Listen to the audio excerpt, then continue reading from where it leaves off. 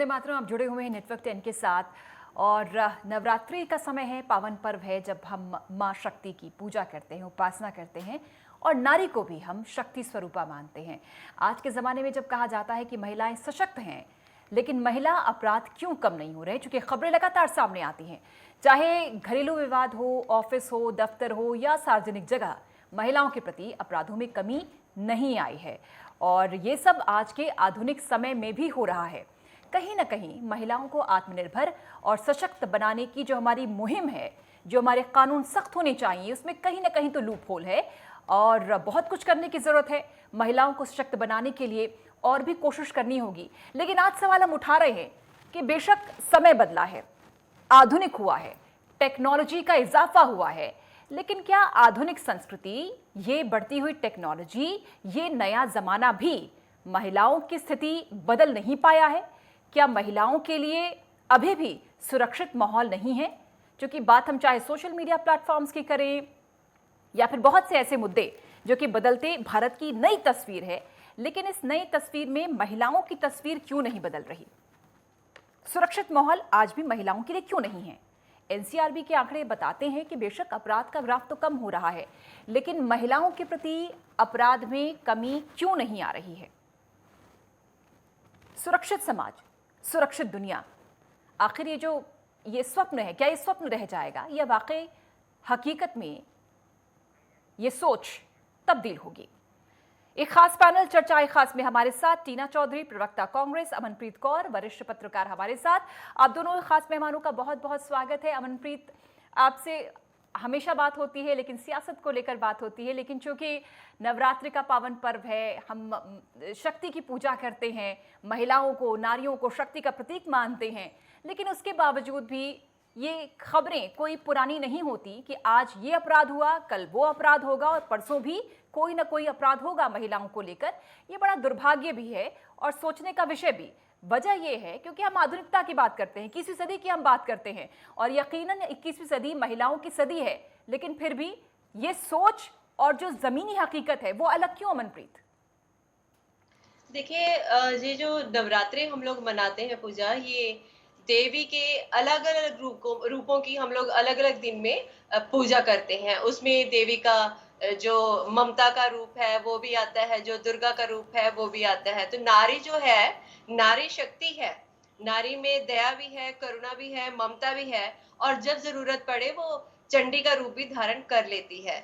महिलाओं को अपने लिए सबसे पहले खड़े होना पड़ेगा। देखिए, महिलाएं अपने लिए अगर सोचेंगी, अपने लिए अगर करेंगी तो वो निर्संदेह जिंदगी में आगे बढ़ पाएंगी। पर उसको आगे ले आने के लिए उसका शिक्षित होना बहुत जरूरी है, उसका आत्मनिर्भर होना बहुत जरूरी है, उसका इंडिपेंडेंट होना इसलिए भी जरूरी है कि आजकल फाइनेंशियली अगर कोई स्ट्रांग होता है तो वो हर तरीके से अपने आप को सुरक्षित महसूस कर पाता है, क्योंकि हर जरूरत देखिए पैसे से पूरी होती है। तो महिलाओं को पहले तो पढ़ना होगा, उसके लिए उनको अच्छी शिक्षा चाहिए जो सरकार प्रोवाइड करेगी। तो यहाँ पे सरकार का जो रोल है महिलाओं को आगे ले आने के लिए, उसकी हम चर्चा करेंगे कि सरकार महिलाओं के लिए कितना सोचती है। जब हम पूजा बात करते हैं कि महिलाओं का आगे आना, उसमें रुकावटें क्या है, उनको दूर कैसे करना है, तो हमें निर्संदेह सरकार की तरफ देखना पड़ता है। तो जब तक हमारे जो पॉलिटिकल पार्टीज हैं वो पॉलिटिक्स से हटके महिलाओं के बारे में नहीं सोचती तो महिलाओं की उन्नति संभव नहीं है।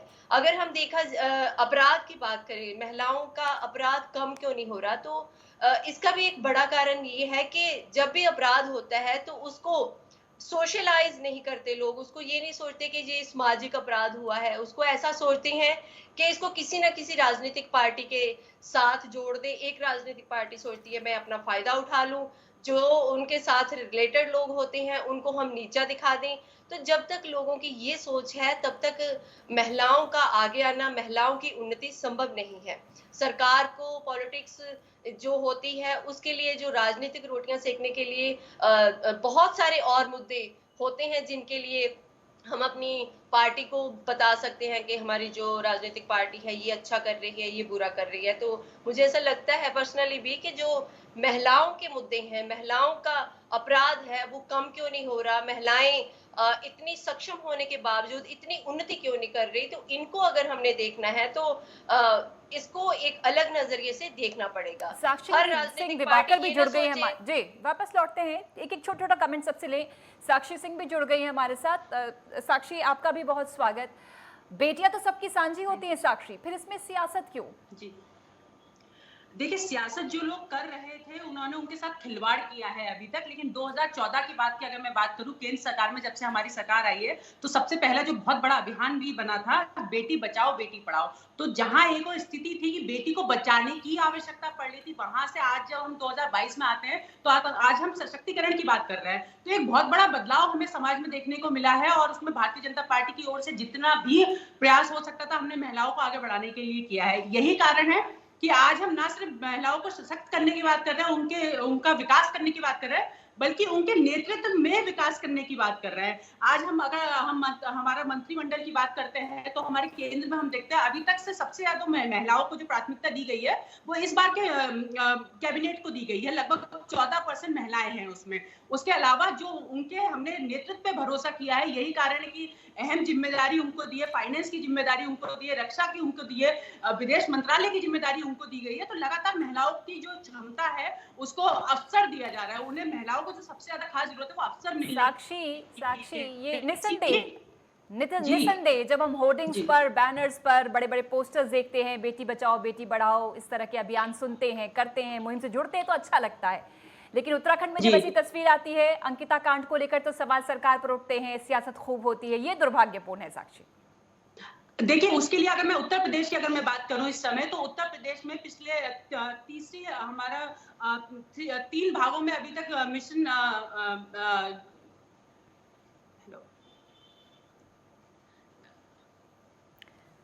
टीना चौधरी, आपके पास आते हुए यही सवाल आपसे कि होर्डिंग्स, बैनर्स, तमाम मुहिम बेटियों को पढ़ाने की, बचाने की, आगे बढ़ाने की निसंदेह बहुत अच्छी लगती हैं, लेकिन जब अलग अलग राज्यों से ऐसी खबरें आती हैं जहां पर अभी भी अपराध हो रहे हैं, बड़े पैमाने पर अपराध हो रहे हैं, न सिर्फ ग्रामीण क्षेत्रों में बल्कि शहरी क्षेत्रों में भी, और दुर्भाग्य तो ये है कि मामले वही रिपोर्ट होते हैं, जो सामने आते हैं वही रिपोर्ट होते हैं। ऐसे तो कितने मामले होंगे जो दब जाते हैं, महिला बेबस रहती है, वो न्याय की गुहार नहीं लगा पाती, बहुत से ऐसे मामले होते हैं। देखिए, बिल्कुल सही बात है। आज इतने 75 साल बाद भी देखा जाए तो हमारे देश में ऐसी जो घटनाएँ जब सामने आती हैं तो बहुत ही दिल को दुःख लगता है। मुझे लगता है कि सबसे पहले कि हमें जो अपने परिवार की अगर हम बात करें, जिसमें हम अपने बच्चों की परवरिश करते हैं, सबसे पहले तो माँ-बाप उसके सबसे ज़्यादा रिस्पॉन्सिबल हैं कि हम अपने बच्चों की परवरिश कैसे कर रहे हैं, चाहे वो लड़का हो या लड़की हो। समाज में आज भी लड़कियाँ जो है कोई भी चाहे वो सोशलाइज़ काम करने के लिए आगे बढ़ें, चाहे प्रोफेशनल काम के लिए आगे बढ़े या कोई भी हो, आज भी लड़कियों को उतने ही सवाल उठाए जाते हैं कि अगर तू घर से बाहर जाना भी चाहती है, तो क्यों जा रही है? कब आएगी वापस? कौन तेरे साथ जा रहा है? तो ऐसे हमें सवाल जो हैं आज हमारे देश में, हमारे घर में आज भी ऐसे सुनने को मिलते हैं। सबसे पहले तो इनसिक्योरिटी जो है हमारे लड़कियों को अपने घर से शुरू हो जाती है।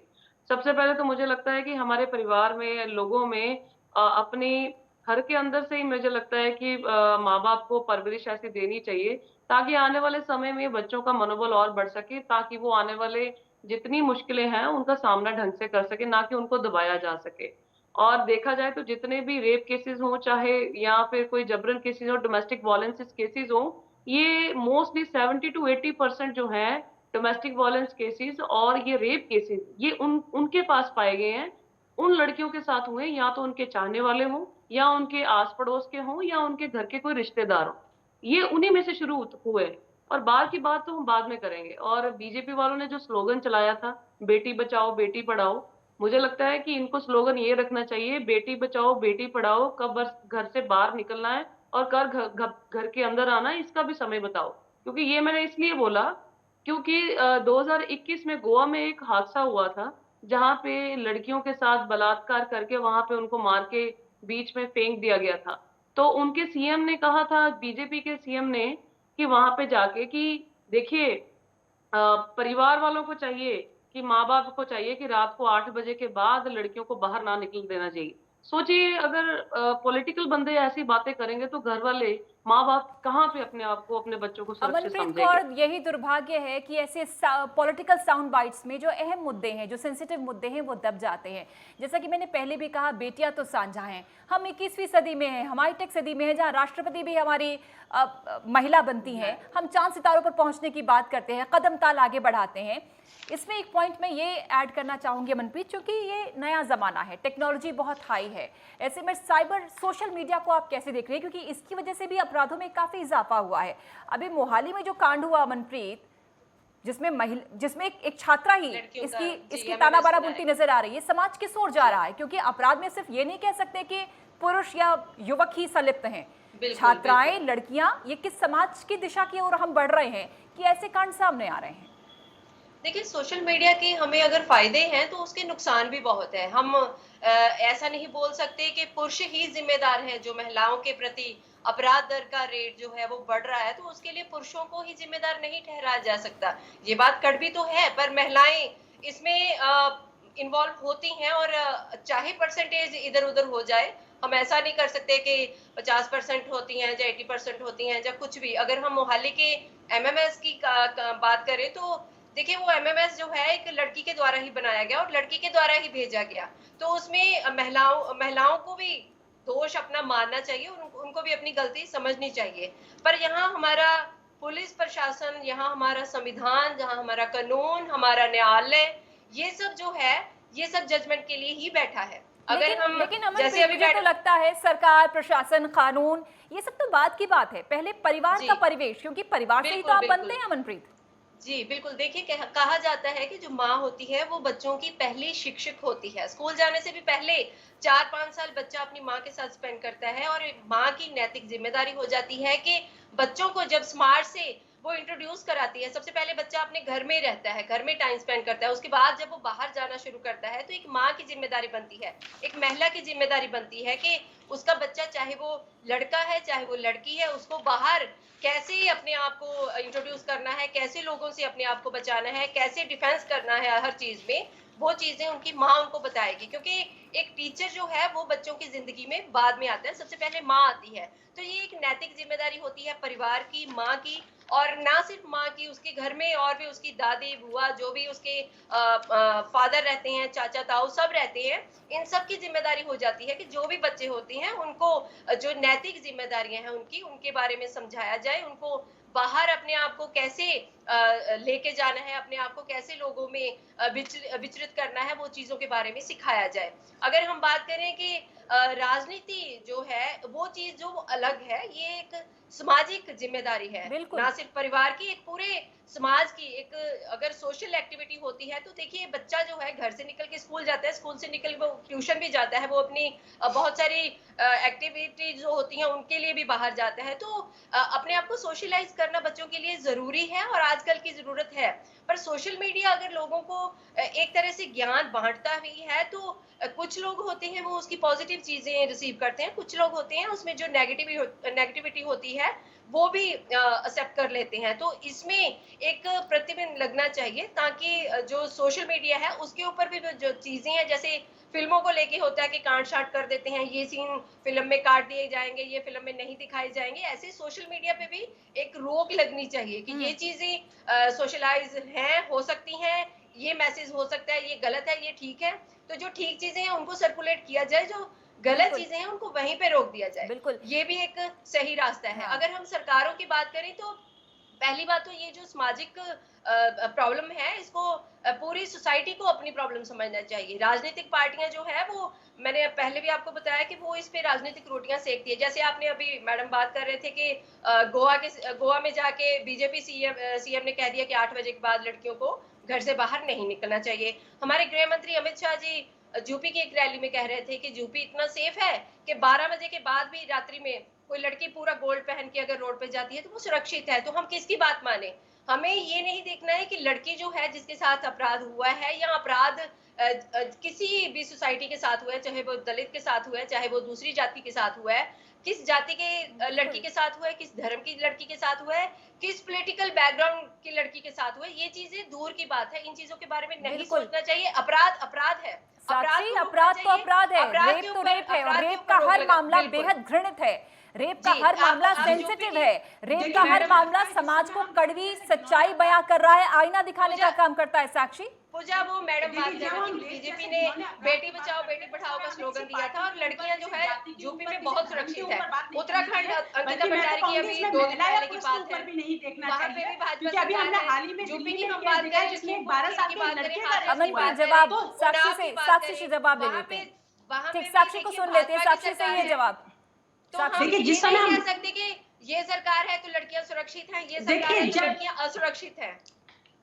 देखिए जब रेप जैसे घिनौने अपराध की बात करते हैं तो हमें थोड़ी पार्टी से ऊपर उठ के बात करनी चाहिए, हमें धर्म से ऊपर उठ के बात करनी चाहिए। मैं तो बल्कि ये भी कहूंगी कि इसमें महिला पुरुष भी नहीं देखना चाहिए, क्योंकि दिल्ली में ही हाल ही में एक कांड हुआ है जिसमें 12 वर्ष के लड़के का रेप हुआ है। तो इस चीज में हमें सबसे ज्यादा जो गंभीरता से चीज लेनी चाहिए वो है कि हमें समाज में जागरूकता कैसे लाए, समाज में एक बदलाव कैसे लाए, ताकि इस तरीके के जो घिनौने अपराध हो रहे हैं उस पर हम रोक लगा सके। देखिए सरकार अपनी तरफ से पूरी कोशिश कर रही है। अभी मैं मिशन शक्ति के बारे में बता रही थी, इसके माध्यम से हम जागरूकता लाने का भी प्रयास करें। एक और जहां हमने वुमेन हेल्पलाइन शुरू करी है, यहाँ पे पिंक बूथ लगाए हैं, इसके साथ साथ जो हमारे एनजीओज हैं, हमारी जो महिला कांस्टेबल्स हैं, उनके माध्यम से हम गांव गांव में जागरूकता लाने का प्रयास कर रहे हैं, ताकि किसी भी प्रकार की अगर जो छेड़खानी से शुरुआत होती है, अगर हमें उसी समय उसकी शिकायत मिल जाए तो एक बड़ा अपराध होने से हम बचा सकते हैं। तो लगातार सरकार इसमें प्रयास कर रही है और इस चीज में हमें पार्टी नहीं लानी चाहिए, हम सब मिलकर काम करेंगे तभी हम समाज में एक अंतर ला पाएंगे।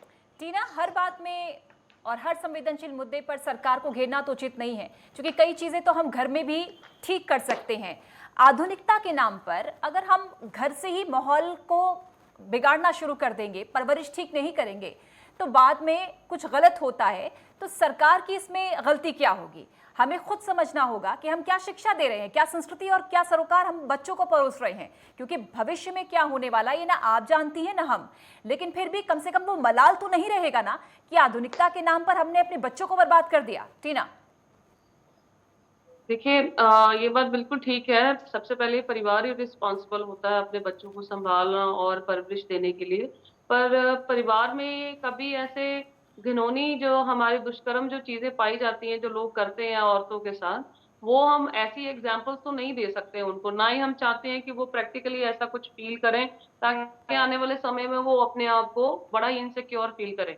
बट क्वेश्चन यहाँ पे खड़ा होता है कि हमारे बाहर के जो इतने केसेस लड़कियों के साथ होते हैं, चाहे रेप केसेस हो, वो होने की वजह क्या है? रंजिश है या क्या चीज है? या लड़कियों के साथ जबरदस्ती कोई चीज होती है, चाहे वो शादी करवाने के चक्कर में हो तब उनके साथ रेप किए जाते हैं, या फिर कोई पर्सनल दुश्मनी हो तब उनके साथ रेप किए जाते हैं, या कुछ ऐसे लोग जिनको ऐसा माहौल नहीं मिलता घर परिवार का जो अब बाहर की लड़कियों के साथ ऐसा दुष्कर्म काम करने के लिए मजबूर होते हैं। तो मुझे लगता है इन सब के पीछे जितने जितने ऐसे लोग आगे आते हैं, इन सब के ऊपर ऐसे कुछ ना कुछ सरकार को ऐसे एक आइडियाज या फिर कुछ ऐसे इनके लिए कैंप्स एक्टिविटीज करनी चाहिए, ताकि आने वाले समय में इनको ये ऐसी भावनाएं जो इनके मन में आती हैं, उन भावनाओं को कैसे कंट्रोल किया जा सकता है। सरकार को इस चीज के ऊपर भी फोकस करना चाहिए, ना कि ये नहीं कि कोई कांड ऐसा हो तो उसके बाद ही कोई एक्शन ले आगे आके। ठीक ठीक अमनप्रीत, That is लेकिन the- मैं अभी भी इस बात पर अपने अडिग हूं कि घर, आपका घर, आप ही अपने बच्चों पर नजर रखते हैं। आधुनिकता की इस दौड़ में सोशल मीडिया बहुत एक्टिव है, बहुत आसानी से आप एक कोने में बैठकर दूसरे कोने में बैठा शख्स क्या कर रहा है, क्या खा रहा है, क्या जा रहा है, क्या गतिविधि है, हम जान पहचान सकते हैं। हम देखते हैं कि क्योंकि मॉडर्न ज़माना है, माँ बाप खूब एक्टिव हैं, बाहर काम करते हैं, घर में जो आपके बच्चे हैं, नाबालिग बच्चे, वो क्या कर रहे हैं, सोशल मीडिया प्लेटफॉर्म कितनी हद तक यूज़ कर रहे हैं, इस पर हम नज़र डालना नहीं भूलते, और हम नज़र नहीं शायद भूल जाते हैं। और यही वजह है कि आगे चलकर ये हमारे बच्चों को अपनी तरफ खींचता है, आकर्षित करता है, और बहुत सी चीज़ें जाने अनजाने गलती हो जाती हैं, और मोहाली कांड इसका एग्जाम्पल है बड़ा। बिल्कुल।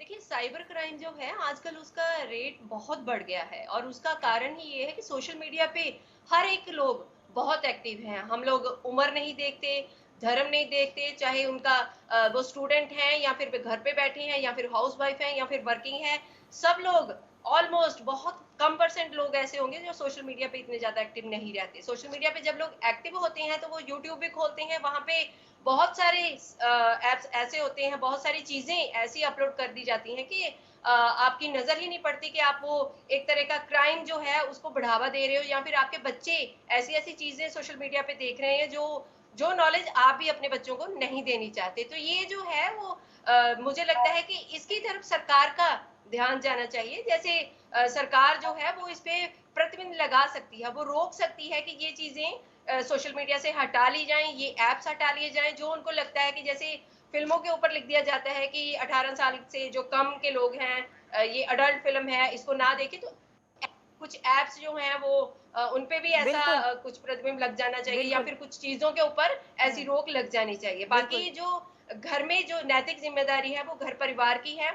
वो अपने बच्चों को ना कि सिर्फ लड़कियों को शिक्षित करें, लड़कियों को समझाएं कि उनको बाहर कैसे बिहेव करना है। मुझे लगता है हमें अपने लड़कों को भी बराबर जो शिक्षा है वो देनी चाहिए कि बाहर जाके बाहर के माहौल में महिलाओं के प्रति, पुरुषों के प्रति उनका बिहेवियर कैसे रहना चाहिए। तो सबसे पहले हर चीज के लिए हम सरकार को ब्लेम नहीं कर सकते। सबसे पहले बिल्कुल। हमें कोशिश करनी चाहिए, हमें अपने आप को एजुकेट करना चाहिए कि हम अपने बच्चों को सिखा सकें। हमने अपने बच्चों को अवेयर करना है, बच्चों को एजुकेट करना है। उसके साथ साथ बच्चे कहाँ जा रहे हैं, किसके साथ जा रहे हैं, ये चीजें भी परिवार ही देख सकता है। साक्षी निसंदेह बहुत काम किया है आपकी सरकार ने, लेकिन अभी बहुत कुछ करने की जरूरत है। जी, लगातार हम हमारा प्रयास उसी ओर है। तभी बहुत सारी मैं कुछ थोड़े से आपको चीजें बताना चाहूंगी जो हमारी सरकार ने किया है, क्योंकि जब बात सारे क्या-क्या हम स्टेप ले रहे हैं ताकि महिलाएं सुरक्षित हो सके, बल्कि तो आप महिलाएं ले नहीं, रहे हैं, महिलाओं देखिए को इसमें संशय नहीं है साक्षी, लेकिन एनसीआरबी के आंकड़े बता रहे हैं बेशक ग्राफ घटा है अपराध का, लेकिन महिलाओं के खिलाफ जो अपराध हो रहे हैं वो बढ़ रहे हैं, इसलिए सवाल पूछे रहे हैं आपसे।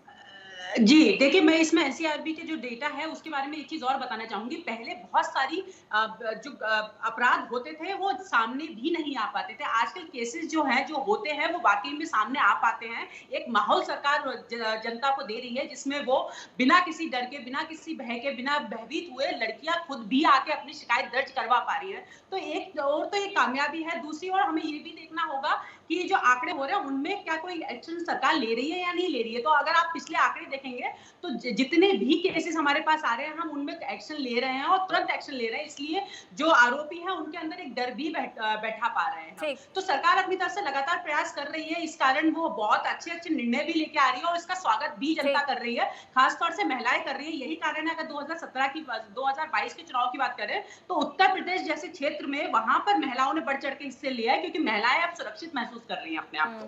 टीना, समाज हम सबसे मिलकर बनता है टीना, इसमें कोई सियासी दल नहीं। आप ये भूल जाइए आप कांग्रेस से हैं, आप ये भूल जाइए कि हर चीज के लिए दोषी सरकार है। हमें ये कोशिश करनी होगी कि महिलाओं के सशक्तिकरण में अपने आसपास जितनी महिलाएं हैं, जितनी लड़कियां हैं, उनको हमें बल देना होगा, ताकत देना होगा, एक अच्छी सीख देनी होगी, एक अच्छी सोच देनी होगी। जिम्मेदारी सबकी है टीना।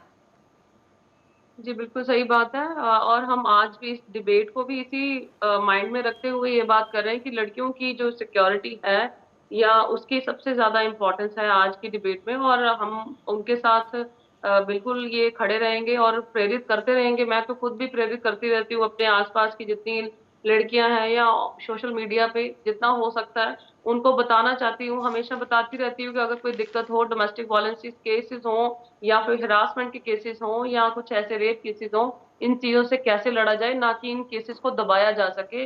आवाज़ उठानी चाहिए इन सब के ऊपर और जितना हो सके और लड़ाई लड़नी चाहिए, ताकि आने वाले समय में ये डोमिनेटिंग चीज़ें हैं जो हमारे देश में, लड़का डोमिनेट करेगा लड़की को और हाँ, हेड ऑफ द फैमिली होगा मैन। तो ये सारी चीज़ें हमें दिमाग से हमारे देश में से निकलनी चाहिए और शुरू से ही अपब्रिंगिंग बच्चों को ऐसी सिखानी चाहिए। ये नहीं कि लड़की है तो डॉल लेके आएगा, लड़का कहीं डॉल के साथ पकड़ ले, अरे तू लड़की वाली चीज़ों के साथ खेलेगा, तू स्पाइडरमैन के साथ खेल, सुपरमैन के साथ खेल।